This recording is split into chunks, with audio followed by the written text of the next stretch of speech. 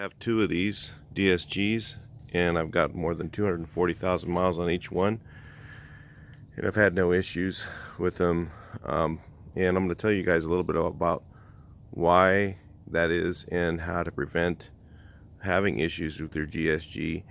A lot of people say that's the worst transmission they've ever had, and I really don't understand that, because it's probably one of the best engineered transmissions that I've ever seen.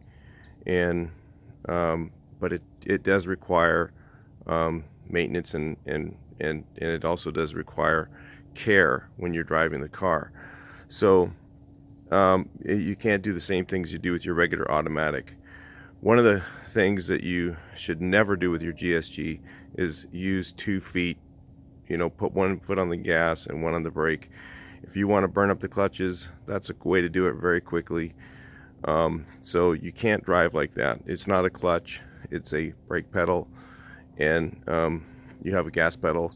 You don't put your feet on both of them at the same time.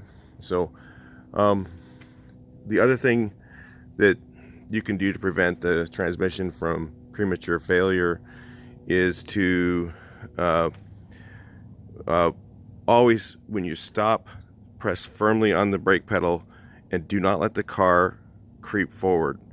Because from what I understand is most of the stuff is computer operated, and if you're letting up on the brake pedal and you feel this car start to creep forward, you're actually wearing those clutches. So I'm very conscientious about keeping my foot firmly on the brake pedal when I'm stopped, and then when I start off to go, I'll let my foot off the brake pedal, let the clutches engage, and then step on the gas. So I never, jump off the brake and jump on the gas before the clutch is engaged. So that helps it not wear as quickly. The rest of the stuff is basically maintenance.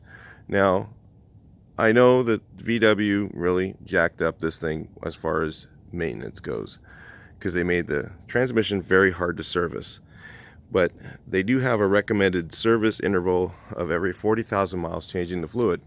And a lot of people think, well, I don't need to do that, because on my regular automatic car, the fluid doesn't get dirty, and this thing has a filter and all this other stuff. But you got to remember, there's wet clutches in the transmission, just like a motorcycle.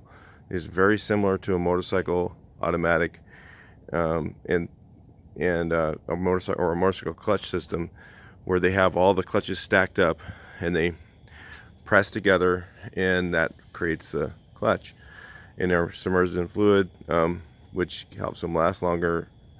But what people forget is they think that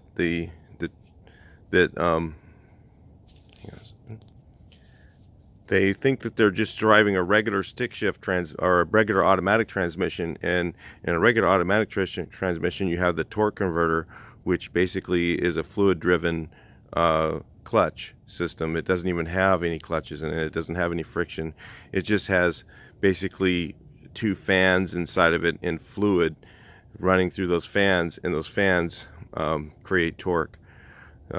So instead of a clutch actually engaging and creating torque, which the DSG has. So it's basically a driving technique and a maintenance thing. Now, that what you forget too is also the clutch will start to dirty up the fluid. So what happens is the fluid will become gray from the clutch, a little bit of clutch wear, and the valve bodies in these are very, very tight tolerance. So if you have that two things together, they can cause the issue, and that's why they recommend of every 40,000 miles changing the fluid, because the clutches wear and that fluid ends up in the valve body, and then the valve body starts to have problems and stick. So a couple of things that you can do to on these things is probably about the time, or I wish I'd have known this when I did the flywheel. I would have probably go ahead and replace the clutches at the same time. But mine are actually still working well. So probably if I do the next flywheel, I'll probably go ahead and change the clutches at that time. So because the flywheel has a maintenance time, and on this car it was around around 230,000 miles. So I replaced the flywheel because they wear out, and then eventually the clutches are going to wear out in the primary and secondary clutches. So you might want to replace those when you do your flywheel as a maintenance, and then keep your fluid clean.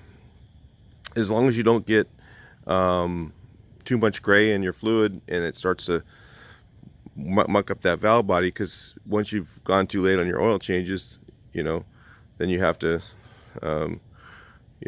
you can't make up for that, because that gray stuff ends up in your valve body.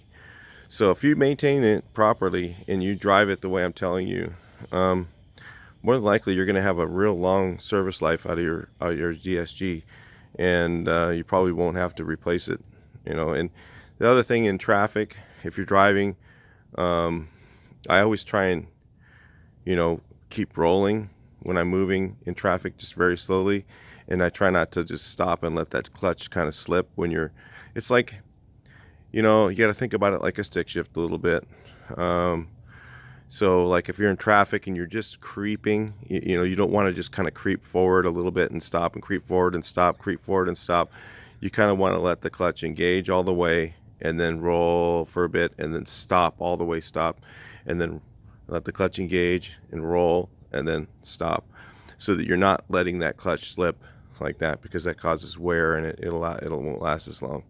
Okay, that's just little tips for your DSG to help it last longer, and I'll talk to you next video. Please like, share, and subscribe.